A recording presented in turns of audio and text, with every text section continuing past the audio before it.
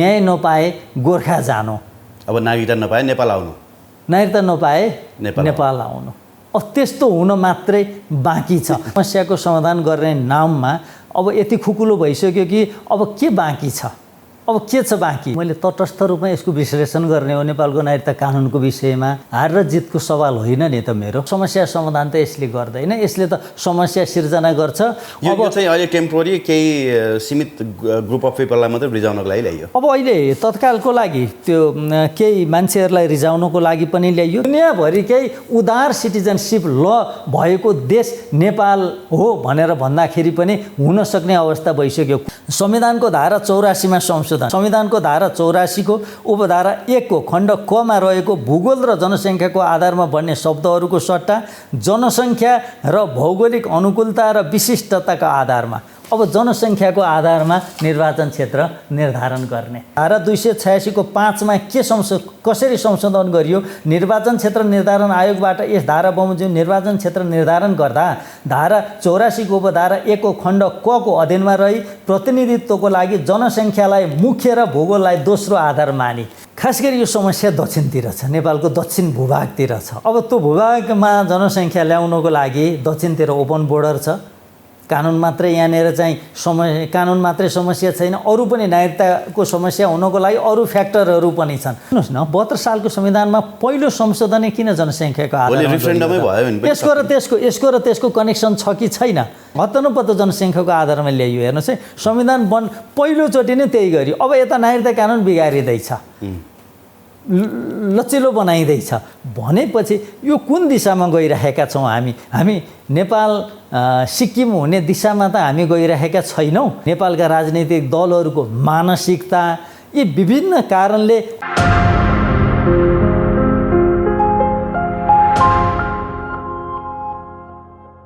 दर्शकवृन्द नमस्कार। PNB खबर.को प्रस्तुतिमा आज हामीसँग नागरिकता विज्ञ एसके तिमिल सिन्हाजी हाम्रो साथ हुनुहुन्छ। एसके सर, यहाँलाई हार्दिक स्वागत छ। हस्, धन्यवाद सर। बधाई दिनु पर्ला यहाँलाई। किन? नागरिकता विधेयक पास भयो।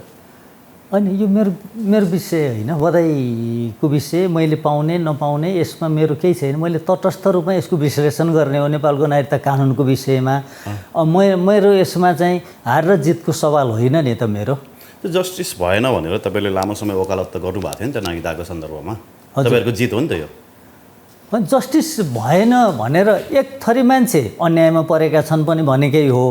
एक थरी मान्छेहरू अन्यायमा परेका छन्। यसलाई त मैले आलोचनात्मक ढङ्गले, समालोचनात्मक ढङ्गले, क्रिटिकल किसिमले हेरेको छु। के प्रावधानहरूले को कारणले गर्दाखेरि मान्छेहरू अन्यायमा परेका छन्, नेपालीहरू अन्यायमा परेका छन् र कुन प्रावधानको कारणले गर्दाखेरि जसले नेपालको नागरिकता प्राप्त गर्नको लागि योग्य थिएनन् उनीहरूले पनि नेपालको नागरिकता प्राप्त गरे भन्ने दृष्टिकोणले पो मैले विश्लेषण गरेको छु। त मेरो क्रिटिकल छ। अहिले पारित भएको विधेयक हो जस्ताको तस्तै अब राष्ट्रिय सभाबाट पनि पारित भयो भने त यो पनि अर्को ऐन बन्छ होइन। यसले चाहिँ गैर नेपाली नागरिक, विशेष गरी भारतीय नागरिकहरूले नागरिकता पाउने चान्स कति रहन्छ? यसलाई यसरी हेर्नुपर्छ, यसलाई पनि टुक्र्याएर हेर्नुपर्छ। यसमा पनि विभिन्न छुट्टै प्रावधानहरू छन्। कुन प्रावधानमा विदेशीहरू छिर्न सहज किसिमले छिर्न सजिलैसँगले प्राप्त गर्न सक्छन् हो। सबैभन्दा पहिलो कुरा त तपाईँले कुरा गर्दै आउनुभएको रेसिप्रोकल जुन एउटा सिस्टम थियो, 7 वर्षको प्रावधान नेपालमा पनि राखिएको थियो। राज्य व्यवस्था समितिले त्यसलाई मतलब सुझाव दिएको थियो। त्यसलाई चाहिँ ठ्याक्कै हटाएर एक हातमा नागरिकता एक हातमा सिन्दुरको व्यवस्था जुन गरियो नि, यो चाहिँ ठिक भयो कि बेठिक भयो? यहाँबाट सुरु गरौँ। होइन, यस्तो छ, कुरा ठिक छ। मैले रेसिप्रोकल भनेको छैन। रेसिप्रोसिटीको आधारमा नागरिकता दिनुपर्छ भन्ने मेरो तर्क होइन। मेरो तर्क प्रायः जस्तो कन्ट्रिजहरूमा त्यो चलन छ होइन। अङ्गीकृत नागरिकता पाउनको लागि चाहिँ त्यो अङ्गीकरण भनेको एउटा म्याचुरेसनको समय हो। अर्थात् हामीले सिम्पल उदाहरण दिँदाखेरि हामीले भात पाक्ने बित्तिकै चाहिँ पस्केर खान्छौँ कि खाँदैनौँ?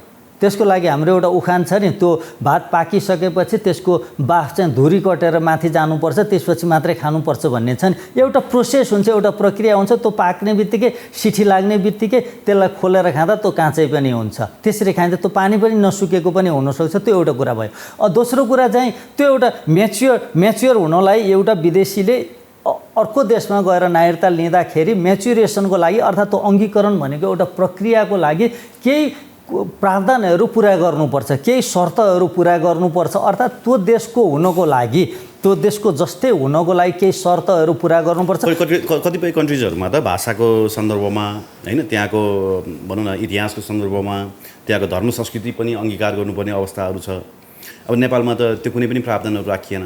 विवाह गरेको भोलिपल्ट अर्को देशको नागरिकता त्याग्नको लागि प्रोसेस गरेको एउटा डकुमेन्ट पेस गर्यो भने नागरिकता पाउने भयो। अब त्यही त मेरो भनाइ चाहिँ। र अब कतिपय ठिक भयो कि गलत भयो भन्ने मात्रै होइन, यो आजको चलन होइन, यो 2036 साल पुस 1 गतेदेखि यो चलन चलेर आएको छ। तर यो चलन चलेर आएको भन्दैमा चाहिँ यसलाई ठिक मान्न सकिँदैन। यसमा संशोधनको आवश्यकता छ भनेको हो मैले। यसमा संशोधनको आवश्यकता छ। एउटा निश्चित टाइम फ्रेम बनाउनुपर्छ। त्यो अवधिभन्दा पछि मात्रै उहाँहरूले नागरिकता पाउनुपर्छ वैवाहिक अङ्गीकृत नागरिकताको हकमा। त अर्को अङ्गीकृतको बसोबासको आधारमा पाउने अङ्गीकृत नागरिकताको हकमा त त्यो प्रावधान छँदैछ। भाषाको ज्ञानको कुरा, धर्म संस्कृति परम्पराको कुरा, भूगोलको जानकारीको कुरा र नेपालको भौगोलिक अखण्डता, राजनीतिक स्वतन्त्रता र सार्वभौम सत्ताप्रति चाहिँ निष्ठाको कुरा, ती कुराहरूमा पनि पालना गर्नुपर्छ। त्यसमा पनि आस्था हुनुपर्दछ भन्ने कुरा त्यो चाहिँ त्यो अङ्गीकरणको एउटा प्रक्रिया हो। त्यो अङ्गीकरणको प्रक्रिया पुरा गरेपछि अङ्गीकृत नागरिकता दिनुपर्छ भन्ने मेरो दृष्टिकोण हो। आस्था त हुँदो रहेछ नि त। तपाईँ हामीले देख्यौँ नि, संसदमा गएर चाहिँ भारतीय भाषा बोल्नको लागि लालायित हुन्छन्, भारतकै पक्षमा वकालत गर्नको लागि लालायित हुन्छन्। जतिसुकै गरे पनि माइती त प्यारै हुन्छ, माइतीको कुकुर त प्यारो हुन्छ।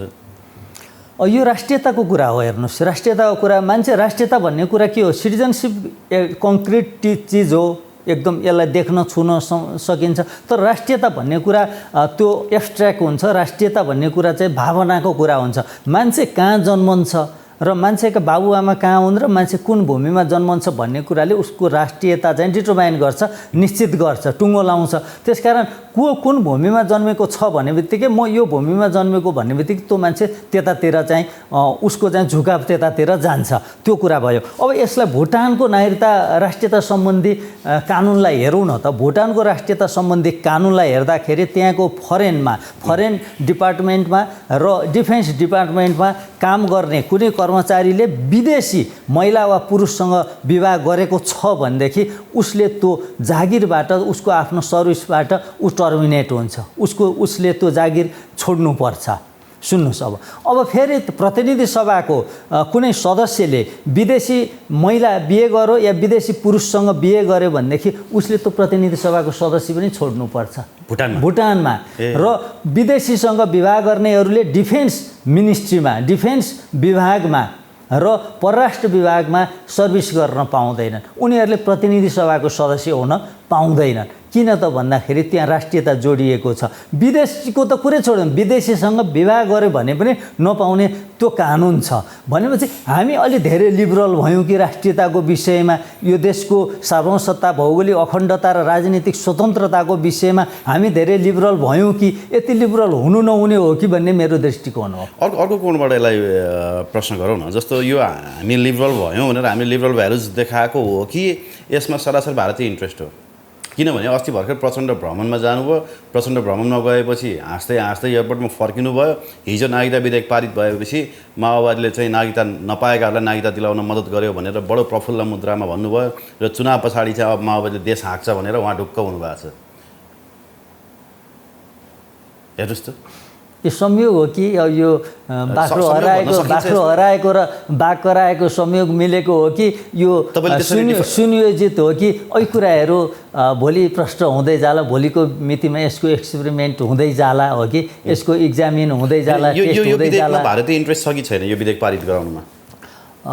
न त प्रतिपक्षले कडा प्रतिकार गर्यो हेर्नुहोस् होइन, ऊ प्रतिकार अब एउटा धर्म निभायो मात्रै नेकपा एमाले होइन, खासै केही देखिएन कि त्यहाँ प्रतिरोध पनि देखिएन। रातारात जसरी एमसिसी पास गर्यो त्यसै गरी यो पनि पास भयो। यस्तो छ कुरा, यसलाई यसरी हेरौँ न, यसरी बुझौँ न। हामीले 2075 साल साउनमा नागरिकता ऐनलाई संशोधन गर्ने भनेर जुन विधेयक प्रस्तुत भएको थियो, त्यो विधेयक चाहिँ प्रतिनिधि सभाको राज्य व्यवस्था तथा सुशासन समितिमा 22 महिना छलफल भएर आउँदाखेरि वैवाहिक अङ्गीकृत नागरिकता दिनको लागि 7 वर्षको समय राख्नुपर्छ भनेर एउटा प्रावधान थपिएको थियो त्यो प्रावधान हटाइयो।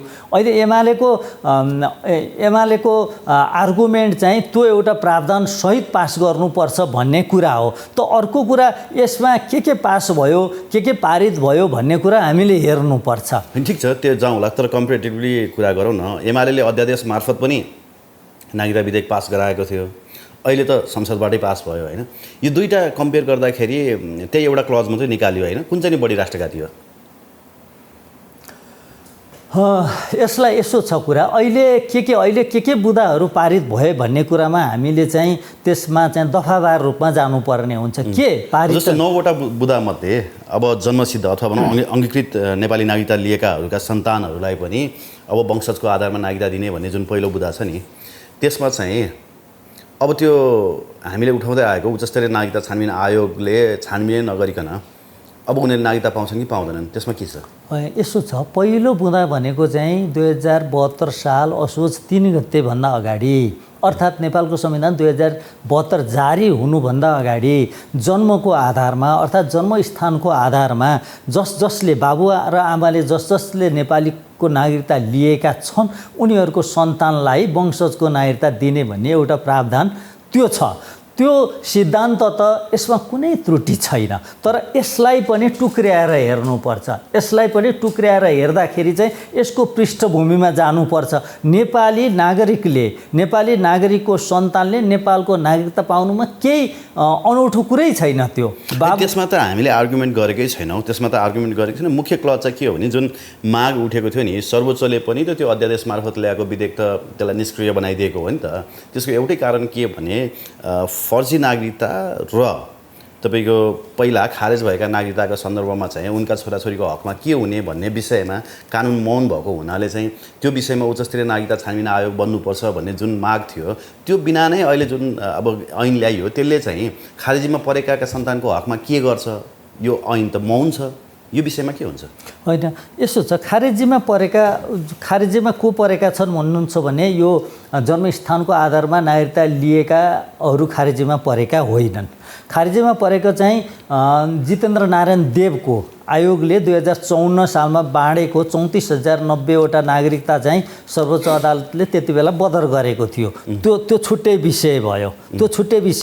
यो विषय चाहिँ अर्को माग पनि के छ भने 62-63 पछाडि बाँडिएको नागरिकतामा कतिपय त फर्जी नागरिकता पनि लिएका छन्। 3 जनालाई चाहिँ तपाईँको 3 जना चाहिँ त्यो विटनेस राखेर लिने, साक्षी राखेर लिने नागरिकतामा चाहिँ धेरै भारतीयहरूले नागरिकता लिएको, दोहोरो नागरिकता लिएको अथवा भारतको पनि नागरिकता र नेपालको नागरिकता भएको। अब उनीहरूको हकमा के हुन्छ? उनीहरूको नागरिकता छानबिन हुन्छ त? अब नहुने भयो नि त होइन। उनीहरूलाई चाहिँ अब यसले भ्यालिड गर्ने भयो अथवा भनौँ उनीहरूलाई चाहिँ लिगल सिटिजनको रूपमा चाहिँ हामीले अङ्गीकार गर्नुपर्ने भएन?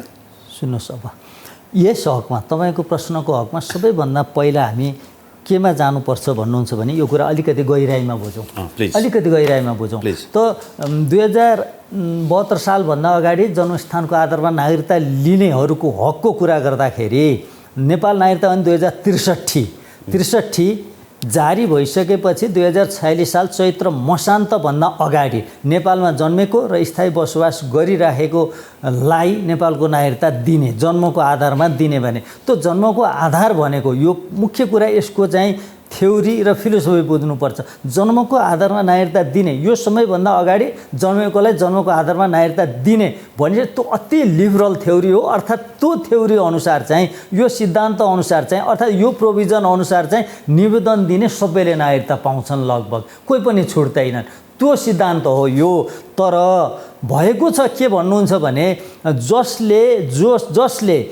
जसको पुस्तौँ पुस्ता नेपालमा बस्दै आएका थिए, जो नेपालको नागरिकता वंशजको आधारमा लिनको लागि योग्य थिए, तिनीहरू पनि जन्मस्थानको आधारमा पारियो, नबुझेर पारियो। हेर्नुहोस् है, त्यो होलसेलमा डिल गर्दाखेरि, एकमुष्ट डिल गर्दाखेरि उनीहरूले पनि नागरिकता हुने भनियो। नागरिकता पाएपछि सबैजना सन्तुष्ट भए, उनीहरूले पनि जन्मस्थानको आधारमा नागरिकता पाए। सुन्नुहोस् है, जन्मस्थानको आधारमा नागरिकता पाए, वंशजको आधारमा नागरिकता पाउने मानिसहरूले जन्मस्थानको आधारमा नागरिकता पाए, अनि त्यही प्रोभिजनमा छिरेर विदेशीहरूले पनि नागरिकता पाए। विदेशीहरूले पनि नागरिकता लिए, नेपालको नागरिकता लिए। कोही दक्षिणतिरका भारतीयहरूले लिए, कोही तिब्बतियनहरूले लिए, कोही भुटानी शरणार्थीले लिए, कोही अरू देशका शरणार्थीहरूले लिए। त्यो प्रोभिजन अति खुकुलो, अति सजिलो प्रावधान जसमा 3 जनाले सिफारिस गरिदिँदा पनि हुन्थ्यो। त्यो प्रावधानमा टेकेर नागरिकता लिए। अनि मैले भनेकै त्यही हो। अब त्यो नागरिकता त छानबिन भएको छैन। प्रश्न उठेकै त्यही नागरिकतामा हो। प्रश्न उठाउनु पर्ने त्यति बेला बाँडिएको फर्जी नागरिकताको छानबिन त अहिलेसम्म भएको छैन। जस्तै नागरिकता छानबिन आयोग त गठन भएको छैन। अब उनका सन्तान चाहिँ वंशजको नागरिक हुने भए र उनीहरूलाई हामीले लिगल सिटिजन मान्नुपर्ने भयो। प्रश्न त्यही नै हो। म यसलाई स्पष्ट पार्छु। प्रश्न त्यही नै हो। विधायकहरूले नबुझेको हो कि राजनीतिक दलले नबुझेको हो कि बुझेर पनि नबुझे जस्तो गरेको हो कि प्रश्न यही हो। नेपाली नागरिकलाई नागरिकता दिनु हुँदैन भन्ने त्यो विषय नै होइन। त्यो पक्षमा त हामी त्यो पक्षमा होइन, त्यो पक्षमा त बोल्नै मिल्दैन। त्यो पक्षमा त्यसरी त बोल्नै मिल्दैन। त्यो त दुराग्रहपूर्ण हुन्छ। त्यस्तो कुरा गर्न मिल्दैन। तर यति हो, त्यो खुकुलो प्रावधानमा छिरेर नागरिकता लिए विदेशीहरूले पनि हो। जो नेपालमा जन्मेकोलाई नागरिकता दिने भनेको हो नि त। जो नेपालमै जन्मेका थिएनन्, जसको जन्मे पनि नेपालमा बसोबास थिएन, बसोबास भए पनि नेपालमा जन्मेका थिएनन्, प्योरली अर्को देशका मानिसहरू थिए, तिनीहरूले पनि त्यो प्रोभिजनमा छिरेर नेपालको नागरिकता लिए। त तिनीहरूको छानबिन गर्नुपर्छ भन्ने एउटा आवाज उठाइएको हो। अनि तर अब यो अहिलेको व्यवस्था अनुसार चाहिँ वास्तविक नेपालीहरूले पनि नागरिकता पाउँछन् र अब यो प्रावधानमा छिरेर अब तिनीहरूको वैधीकरण हुन्छ। उनीहरूले चाहिँ उनीहरूको नागरिकता चाहिँ भ्यालिड हुने भयो, त्यसले वैधता पाउने भयो। त्यति बेलाको बेमानी जुन छ त्यो बेमानीले अहिले आएर चाहिँ मान्यता पाउने भयो। अब छानबिनको कुरा त लगभग समाप्तको दिशामा गयो। अब छानबिन होला, अब इस्यु त उठिरहेको छ। एकाडेमिक मान्छेहरूले बुझेका मान्छेहरूले त इस्यु त जस्तो मैले यो त्यहाँनिर त्रुटि भएको छ। 2063 साल कार्तिक 22 गते एउटा त्रुटि भयो। राजनीतिक दलहरूले एउटा त्रुटि गरे हो। 7 राजनीतिक दल र नेपाल कम्युनिस्ट माओवादीहरूले एउटा सम्झौता गरेर त्यहाँ त्रुटि गरे। त्यसै के गर्नु र त्यो राज संस्था फाल्नको लागि उनीहरूले भारतलाई खुसी बनाएको हो नि। खुसी चाहिँ कसलाई बनाएका हुन्। तर चाहिँ पोलिटिकल ट्रान्सफर्मेसन पछि सिटिजनसिप ल चाहिँ बदलिँदै आएको छ, खुकुलो हुँदै आएको छ। अब अहिले त पोलिटिकल ट्रान्सफर्मेसन भएको छैन नि। अहिले चाहिँ कसलाई खुसी पार्नको लागि अथवा कि पोलिटिकल ट्रान्सफर्मेसनको हामी एजमा छौँ कि होइन, किन अहिले फेरि यो एकाएक विधेयक यसरी रातारात पारित गरियो? अहिले त्यो पहिला जुन भयो नि होइन, पहिला भएको कुराहरूलाई अहिले त त्यसलाई व्यवस्थित गरियो, त्यसलाई कानुनमा इन्कर्पोरेट गरियो। पहिला भएको बेमानीहरू जतिलाई इन्कर्पोरेट गरियो होइन। अब अहिले के बाध्यता छ भन्नुहुन्छ भनेदेखि अब संविधानमै लेखियो जन्मस्थानको आधारमा नागरिकता पाएका बाबुआमाका सन्तानलाई वंशजको आधारमा नागरिकता दिने भनेर संविधानमा लेखियो। एउटा कुरा प्रष्ट हुनुपर्छ कि यो लेख्नु आवश्यकै थिएन। कुनै पनि बाबुआमा जुन देशको नागरिकता लिएका छन् उनीहरूको सन्तानले त्यही देशको नागरिकता पाउँछन्। यो धरतीभरिको नियम हो, धरतीभरिको कानुन हो। यो त लेख्नु आवश्यकै थिएन। तर कतिपयले के भन्छ भने यो एनजिओ आइएनजिओले बनाइदिएको संविधानै यो देश सिद्ध्याउनको लागि बनाएको संविधान भनेर बोलेका छन् कि यो लेखेको जुन लेखा छ नि यो नेपालीको विवेकले लेखेकै होइन त्यो कुरा भन्छन् कि तपाईँले जुन कुरा उठाउनु होइन यो आवश्यकै थिएन। बाबु त्यहाँ त कस्तो भयो भनेदेखि कोही मान्छेले बाघको शिकार गरेछ, बाघको शिकार गरिसकेपछि बाघ मरिसकेपछि पनि जुङ्गा उखेल्दै रहेछ, बाघको जुङ्गा उखेल्दै रहेछ। किन उखेलेको जुङ्गा भनेर अर्को आएर सोद्धाखेरि यो पक्कामाथि पक्का बनाएको भनेर भन्थ्यो अरे। त्यस्तै त्यहाँ के बेमानी भएको छ, जन्मस्थानको नागरिकता दिँदाखेरि के बेमानी भएको छ हो। त्यसलाई चाहिँ अनिखेर त्यसपछि अब भोलि तिनीहरूले नागरिकता नपाउने हुन् कि अब त्यो प्रावधानमा फेरि सच्चा नेपालीले पनि नागरिकता लिएका छन्। त्यसलाई फेरि एकमुष्ट डिल गर्न चाहिँ मिल्दैन मेरो भनाइ। एकमुष्ट डिल गरियो जन्मस्थानको आधारमा नागरिकता लिने जति सबै विदेशी भनियो भने त्यो पनि रङ, त्यो पनि गलत भयो, त्यो पनि गलत हुन्छ। त्यसरी पनि बोल्न मिल्दैन। तर त्यो प्रावधानमा छिरेर विदेशीहरूले यदि नागरिकता लिएका छन् भनेको छु मैले, लिएका पनि छन्, त्यसको प्रमाण पनि छ, मसँग त्यसको प्रमाण पनि छ। तपाईँले भन्नुभएको छ त छोटा राजनले लिएको छ त। अब विदेशी नेपाली नागरिक हुन् त छोटा राजन अरू थुप्रै प्रमाणहरू छन् हो, प्रमाणले पुष्टि हुन्छ।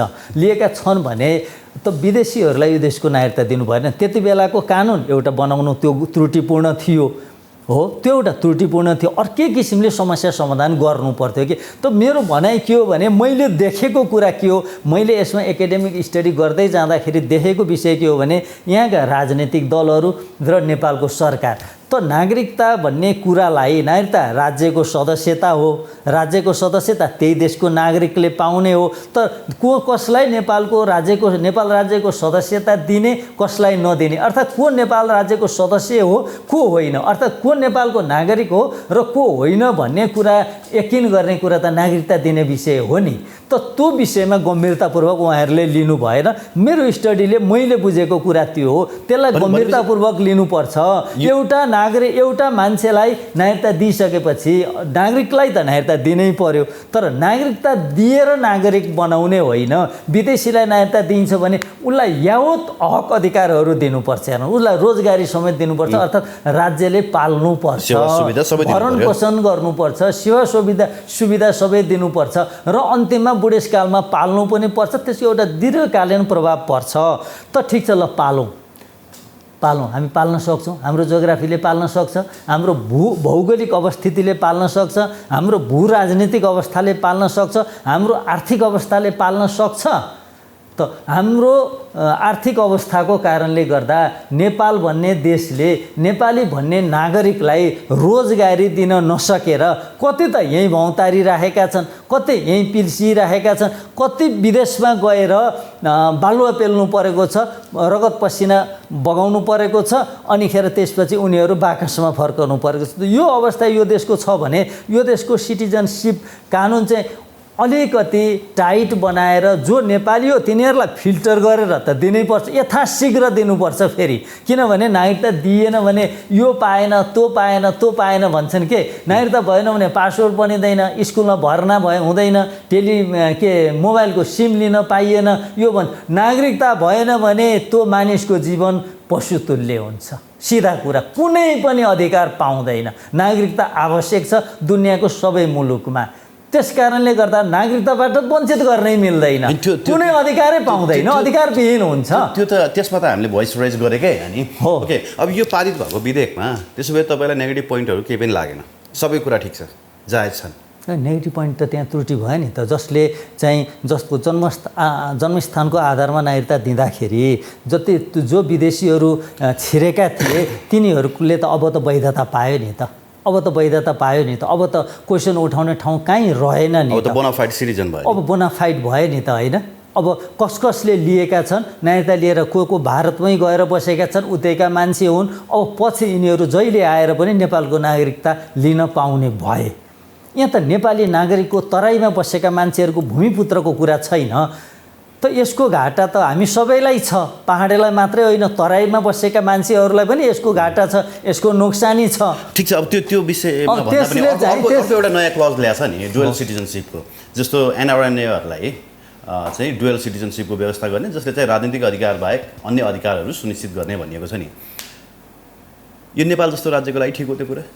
होइन, उनीहरू यहीँ जन्मेका हुन्, उनीहरू यहीँको नागरिक हुन्, उनीहरूले यहीँको नागरिक थिए।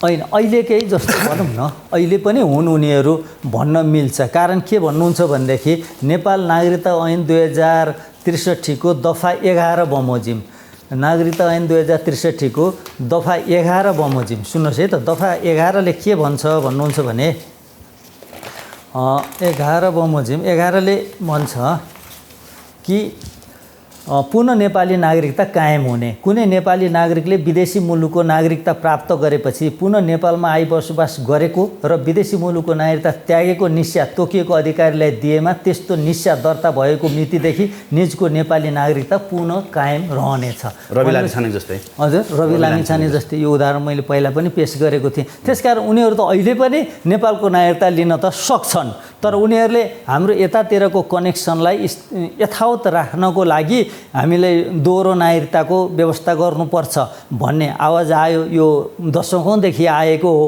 अनि त्यस सन्दर्भमा नेपाल सरकारले राजनीतिक र प्रशासनिक अधिकार बाहेकको आर्थिक सामाजिक र सांस्कृतिक अधिकारको प्रयोग गर्न पाउने गरी नेपालको नागरिकता दिने। अब उनीहरूले उताको नागरिकता त्यागेर आउँछन् भनेदेखि फेरि उनीहरूले यथावत नागरिकता पाउँछन्। त यसमा त्यति धेरै अप्ठ्यारो मानिरहनुपर्ने अवस्था त मैले देखेको छैन। तर दुईटा देशमा राजनीतिक अधिकारको प्रयोग गर्न पाउनु हुँदैन भन्ने चाहिँ एउटा सिद्धान्त छ। अहिले त अब धेरै मुलुकहरूले दोहोरो नागरिकताको सिद्धान्त पनि अपनाइसके ग्लोबलाइजेसनको कारणले गर्दा। त्यसले गर्दाखेरि अब यो ग्लोबलै भइसक्यो, ग्लोबल भिलेजै जस्तो भइसक्यो। त्यसले गर्दा त्यसमा अप्ठ्यारो मानिराख्नुपर्ने, आपत्ति जनाउनु पर्ने विषय मैले धेरै देख्दिनँ।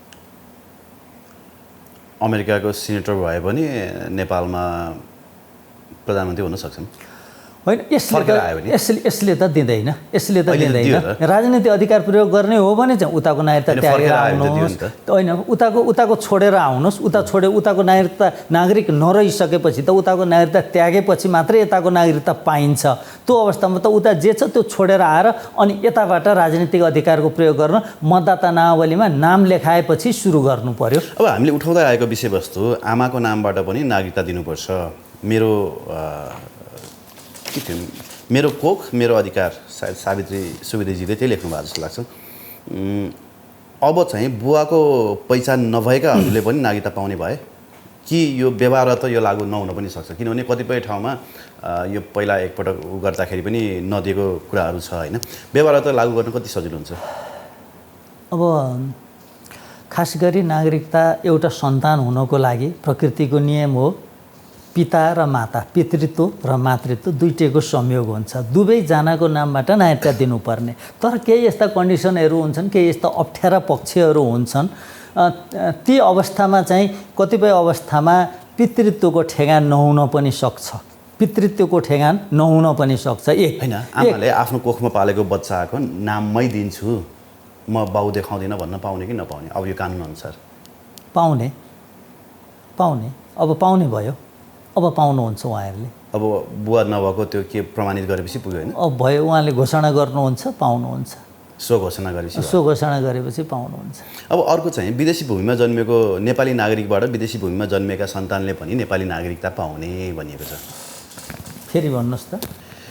विदेशी भूमिमा नेपाली नागरिकबाट जन्मेका सन्तानले पनि नेपाली नागरिकता पाउने यस्तो छ। यो कुरा चाहिँ विदेशी भूमिमा जन्मेका नेपाली नागरिकका सन्तानले पाउने चाहिँ यो व्यवस्था साइलेन्टली छँदैछ। सुन्नुहोस् है त, जुन हामीले वंशजको सिद्धान्त अपनाउँछौँ, बाबु र आमा जुन देशको नागरिक छन् त्यही देशको नागरिकता सन्तानले पाउने भन्ने जुन थ्योरी छ, यो जस स्याङ्गुइनिस हो, अर्थात् रगत हाडनाताको सिद्धान्त हो यो। अब यो जस स्याङ्गुइनिस थ्योरी पनि एउटा लिमिटेड छ, कन्डिसनल छ, एउटा अनकन्डिसनल छ। सुन्नुहोस् है त, दुईवटा छन्। एउटा कन्डिसनल भनेको त्यही भूमिमा जन्मनु पर्ने, बाबु र आमाको नागरिकताको आधारमा सन्तानले त्यहाँको नागरिकता पाउनको लागि पनि सन्तान त्यही भूमिमा जन्मनु पर्ने एउटा कन्डिसनल थ्योरी छ र एउटा अनकन्डिसनल छ। हाम्रो कानुनमा भएको जुन सिद्धान्त छ त्यो चाहिँ अनकन्डिसनल छ। बाबु र आमाले जहाँ गएर जन्माए पनि नेपालको नागरिकता पाउने। हेर्नुहोस् है त, अहिले पनि अमेरिकामा गएर जन्माए पनि हो। तपाईँ कोही भनौँ एबिसिडी क र ख भन्ने हस्बेन्ड वाइफ हुनुभयो, उहाँहरूले कुनै नेपालभन्दा बाहिरको कुनै मुलुकमा गएर सन्तान जन्माउनु भयो भने पनि त्यो सन्तानले नेपालको नागरिकता पाउँछ। कारण के? बाबु र आमा नेपालको नागरिक हो, त्यसकारण अनकन्डिसनल छ, जस स्याङ्गुइनिस। हेर्नुहोस् है त। त यसमा हाम्रो जस्तो भौगोलिक अवस्थिति भएको, भू राजनैतिक अवस्था भएको, हाम्रो अहिले जुन आर्थिक अवस्था छ, यो आर्थिक अवस्था भएको देशले एउटा त भौगोलिक अवस्थितिको कारणले, भू राजनैतिक अवस्थाको कारणले गर्दा नेपाल जोखिममा छ, जोखिममा छ। एक आर्थिक अवस्था चाहिँ भयावह छ। त यस्तो अवस्थामा सिटिजनसिप ल अलिकति व्यवस्थित गर्नुपर्ने देख्छु मैले। मैले देखेको कुरा त्यही हो, मैले जे देख्छु त्यही बोल्ने हो। त मैले प्रमाणको आधारमा, तथ्यको आधारमा मात्रै बोल्ने हो। यहाँ राजनीतिक दलहरूलाई उचाल्ने र पछार्नको लागि र कसैको एप्रिसिएसन, प्रशंसा गर्न र कसैलाई गाली गलोज गर्नको लागि एउटा एकाडेमिकले त्यो कुरा गर्न मिल्दैन। त अनकन्डिसनल जस्ट सेङ्गुइनिस थ्योरी भएको कारणले गर्दाखेरि अहिले पनि तपाईँ र तपाईँको श्रीमतीले नेपालभन्दा बाहिर कहीँ गएर बच्चा जन्माउनुहुन्छ र तपाईँहरू नेपालको नागरिक हो भनेदेखि त्यो बच्चाले नेपालको नागरिकता प्राप्त गर्छ। त्यो एउटा कुरा भयो। अब अर्को विषयमा जाउँ। तपाईँले भन्न खोज्नु भएको विषय मैले बुझेको छु। त्यो विषय भनेको के हो भने, अब सुन्नुहोस्, धरतीभरिको नियम के हो भने, धरतीभरिको नियम पितृसत्तात्मक छ। अर्थात् जुन महिलाको जहाँ विवाह हुन्छ त्यो महिलाले पुरुषको घरमा जाने नियम यो धरतीभरिको नियम हो। यो धरतीभरिको परम्परा हो। यो धरतीभरिको प्राकृतिक कानुन हो। यो म्यान मेड पनि होइन, यो नेचर मेड हो, नेचुरल ल हो। त त्यसअनुसार नेपालका महिलाहरूको पनि यदि विदेशमा, अब विदेशको महिलाको नेपालीसँग विवाह भयो भने यो चाहिँ नेपालको बुहारी हुन्छन्, नेपालको नागरिकता प्राप्त गर्छन्, यसमा कुनै शङ्कै छैन। यो धरतीभरिको फेरि जुन देशको पुरुषले बाहिरको महिलासँग बिहे गर्नुहुन्छ भनेदेखि त्यो महिलाले त्यसै देशको नागरिकता प्राप्त गर्छन्, ढिलो वा छिटो त्यसै देशको नागरिकता प्राप्त गर्छन् र उनीहरूको सन्तान त्यसै देशको नागरिक हुन्छन्। महिलाले पनि त्यसै देशको नागरिकता प्राप्त गर्छन् र उनीहरूको सन्तान पनि त्यसै देशको नागरिक हुन्छन्। यो धरतीभरिको नियम हो। हेर्नुहोस् फेरि, सुन्नुहोस् है त, नेसनालिटी अफ म्यारिड वुमन भन्ने त इन्टरनेसनल कन्भेन्सनै छ। म्यारिड विवाहित भएको महिलाले कहाँको, उसको नेसनालिटी अर्थात् नागरिकता कहाँको हुने भन्ने विषयमा त कन्भेन्सनै छ। जुन देशमा उसको विवाह हुन्छ उसले त्यहीँको नागरिकता पाउने हो। देशको कानुनले पनि त्यो कुरा व्यवस्थित गरेको छ। विवाह भएर आउने महिलालाई कुनै पनि देशको पुरुषसँग विवाह भएर बाहिर अर्को देशको महिलाहरू आउँछन् भने त्यसै देशको नागरिकता दिने भन्ने कुरामा कुनै पनि देशमा रोकावट छैन। सुन्नुहोस्, त्यो एउटा कुरा भयो। अनि त्यसै देशको नागरिकता महिलाले पाइसकेपछि, विवाहित महिला विवाह नहुन्जेल त आफ्नै घरमा बस्छन् नि त, होइन? आफ्नै माइतीमा जन्मघर जहाँ छ त्यहीँ बस्ने हो। त विवाह भइसकेपछि त्यसै देशको पाउँछन्। भइसकेपछि त्यसै देशको आमा पनि त्यसै देशको, बाबु पनि त्यसै देशको, सन्तान पनि त्यसै देशको। आमा मात्रै विदेशमा गएर गर्भवती भइन् भने उनले पनि उनीबाट जन्मेको सन्तानले पनि नेपाली नागरिकता पाउने भयो। अब म तपाईँको, मैले यो कन्सेप्चुअली क्लियर स्पष्ट पारिसकेपछि अब म तपाईँको प्रश्नमा आउँदैछु। अब नेपाली महिलाले कुनै विदेशी पुरुषसँग विवाह गर्नुभयो भने त उहाँले त्यहीँको नागरिकता पाउनुहुन्छ त्यस देशको कानुन अनुसार। त्यो म्यारिड वुमनलाई त्यही देशको नागरिकता दिने त दुनियाँभरि चलन छ। अनि उहाँको सन्तान त्यहीँ जन्मन्छन्, अनि त्यहीँको नागरिकता पाइहालिन्छ नि, नेपालको नागरिकता किन लिनु पर्यो? सुन्नुहोस्, अब म संविधानको कुरा गर्छु है त। संविधानमा कहाँनिर त्रुटि छ? संविधानको भाग 2 मा नागरिकता सम्बन्धी व्यवस्था छ। यसको धारा 11 को 5 मा भन्छ, नेपालको नागरिक आमाबाट नेपालमा जन्म भई नेपालमा नै बसोबास गरेको र बाबुको पहिचान हुन नसकेको व्यक्तिलाई वंशजको आधारमा नेपालको नागरिकता प्रदान गरिनेछ। ठिक छ, बाबुको पहिचान हुन सकेन, या पहिचान गराउनको लागि केही समस्या भयो भनेदेखि कतिपय हाडनाताको कुरा हुन्छ, अनि सामूहिक बलात्कारको कुरा हुन्छ, त्यसमा पनि डिएनए टेस्ट गरेर छुट्टिन्छ। अनि कतिपय प्रकाशमा ल्याउन नसकिने विषयवस्तुहरू केही हुन्छन्। अति केही कन्डिसनल कुराहरूमा को कुरा अलग्गै छ। यो कुरासम्म यसलाई नाजायज भन्न मिल्दैन। तर यसको उपधारा 7 मा हेरौँ है त। यसकै उपधारा 7 ले के भन्छ भन्दाखेरि, धारा 11 को उपधारा 7 ले, यस धारामा अन्यत्र जुनसुकै कुरा लेखिएको भए तापनि विदेशी नागरिकसँग विवाह गरेकी नेपाली महिला नागरिकबाट जन्मिएको व्यक्तिको हकमा निज नेपालमा नै स्थायी बसोबास गरेको र निजले विदेशी मुलुकको नागरिकता प्राप्त गरेको रहेनछ भने निजले सङ्घीय कानुन बमोजिम नेपालको अङ्गीकृत नागरिकता प्राप्त गर्न सक्नेछ भनिसकेपछि यो संविधानको धारा 11 को 7 चाहिँ गम्भीर प्रकृतिको छ। नेपालमा जन्मनु परेन। विवाह भएर बाहिर जानुभयो, उहाँ बाहिरै सन्तान जन्मियो, बाबु पनि उहीँको हुनुहुन्छ। अब उहाँले फेरि नेपालको नागरिकता पनि दाबी गर्न पाउने हुनुभयो।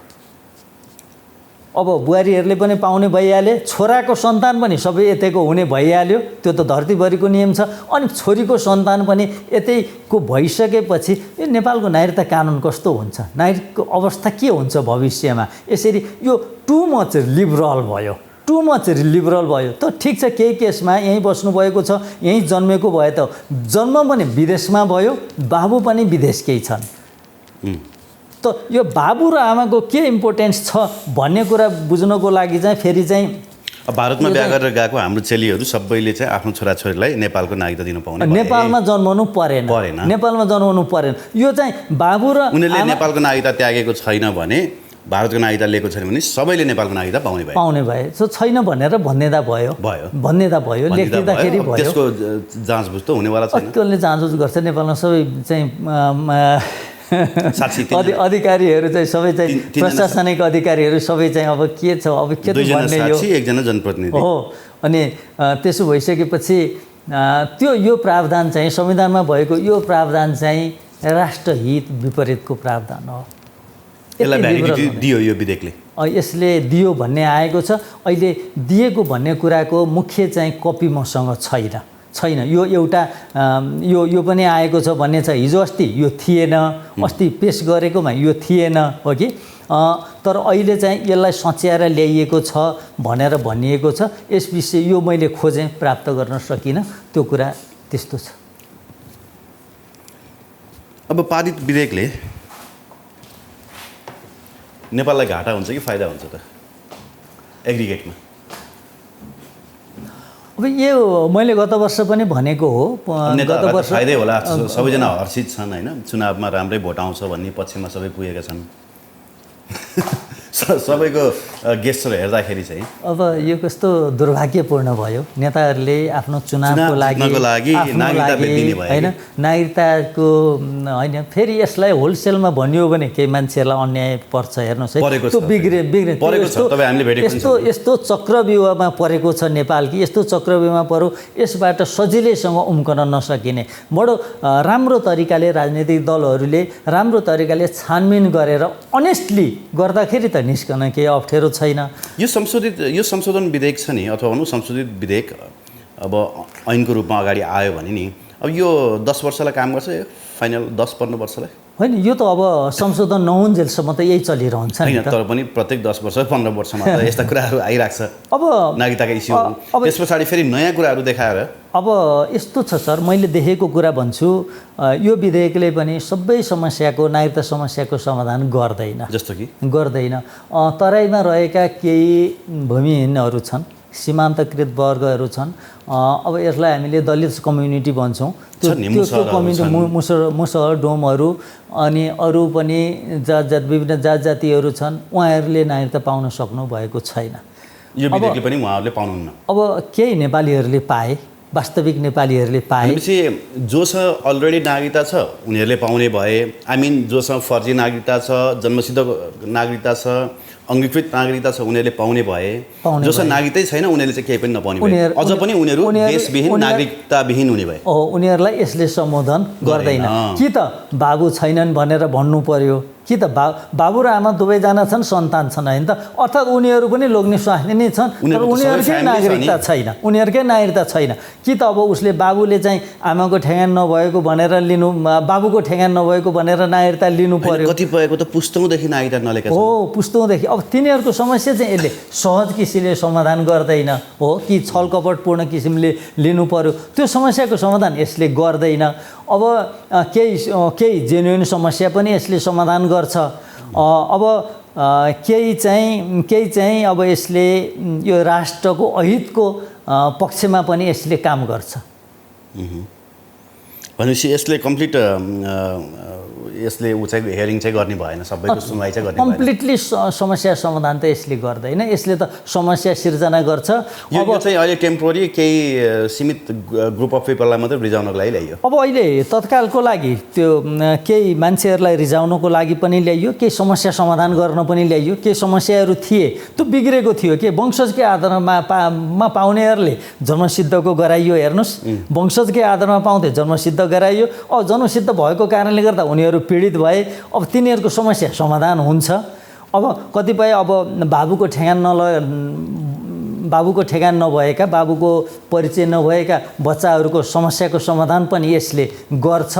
तर अब दीर्घकालीन रूपमा चाहिँ ती समस्याको समाधान गर्ने नाममा अब यति खुकुलो भइसक्यो कि अब के बाँकी छ, अब के छ बाँकी? अब त बसोबासको आधारमा सजिलैसँगले नागरिकता 5 वर्ष, अब अहिले 15 वर्ष बसोबास गर्नुपर्छ कि 12 वर्ष भनेको छ अङ्गीकृत बसोबासको आधारमा पाउने भनेर। अब त्यसलाई घटाएर 4-5 वर्ष बनाउन मात्रै बाँकी छ, अरू त केही बाँकी रहेन। अब त यो अब दुनियाँभरिकै उदार सिटिजनसिप ल भएको देश नेपाल हो भनेर भन्दाखेरि पनि हुन सक्ने अवस्था भइसक्यो। कुनै दिन एउटा उखान प्रचलित थियो, न्याय नपाए गोर्खा जानु, अब नागरिकता नपाए नेपाल आउनु, नागरिकता नपाए नेपाल आउनु।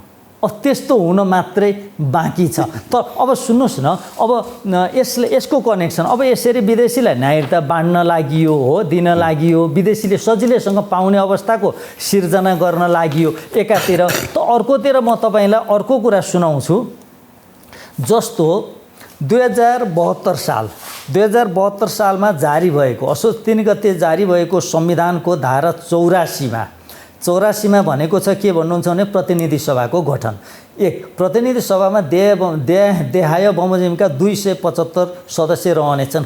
नेपाललाई भूगोल र जनसङ्ख्याको आधारमा 165 निर्वाचन क्षेत्र गरी प्रत्येक निर्वाचन क्षेत्रबाट 1 जना रहने गरी पहिलो निर्वाचित हुने निर्वाचन प्रणाली बमोजिम निर्वाचित हुने 165 सदस्य भन्यो। यो जनसङ्ख्याको जुन निर्वाचन क्षेत्र निर्धारण गर्दाखेरि जनसङ्ख्या भूगोल र जनसङ्ख्याको आधारमा भन्यो है, भूगोल र जनसङ्ख्याको आधारमा भन्यो है।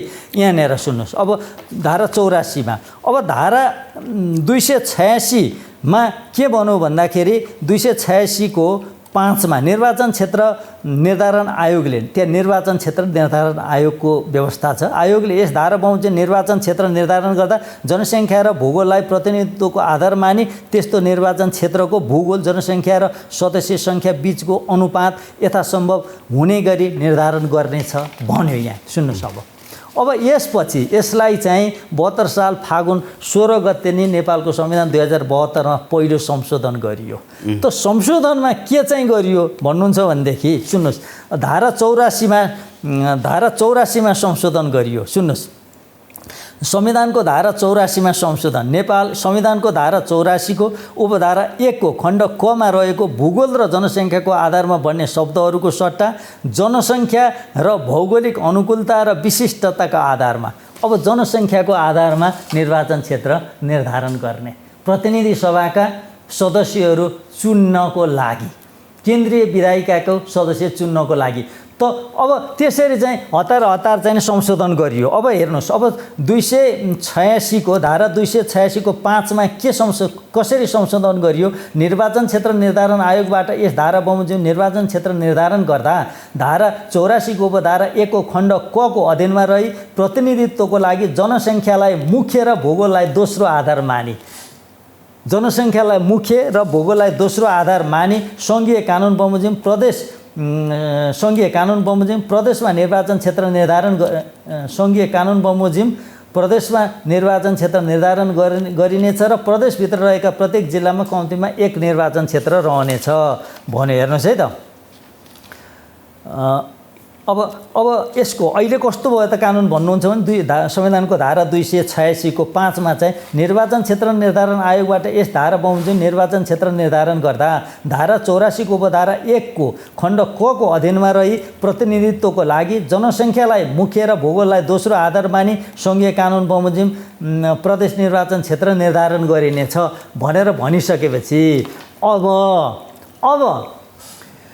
खास गरी यो समस्या दक्षिणतिर छ, नेपालको दक्षिण भूभागतिर छ। अब त्यो भूभागमा जनसङ्ख्या ल्याउनको लागि दक्षिणतिर ओपन बोर्डर छ, कानुन मात्रै यहाँनिर चाहिँ कानुन मात्रै समस्या छैन, अरू पनि नागरिकताको समस्या हुनको लागि अरू फ्याक्टरहरू पनि छन्। खुला बोर्डर पनि समस्या हो। सन् 1950 को नेपाल र भारत बीचको शान्ति तथा मैत्री सन्धि पनि समस्या छ र विदेशी सम्बन्धी नियमावली 2032 पनि समस्या थियो र यसै गरी अहिले अध्यागमन नियमावली 51 पनि समस्या छ। अर्थात् छिमेकी देशका मानिसहरूले अर्थात् पारस्परिकताको आधारमा कुनै पनि देशका नागरिकहरू यसमा आएर मानिसहरू नेपालमा आएर बस्नको लागि भिसाको आवश्यकता पर्दैन।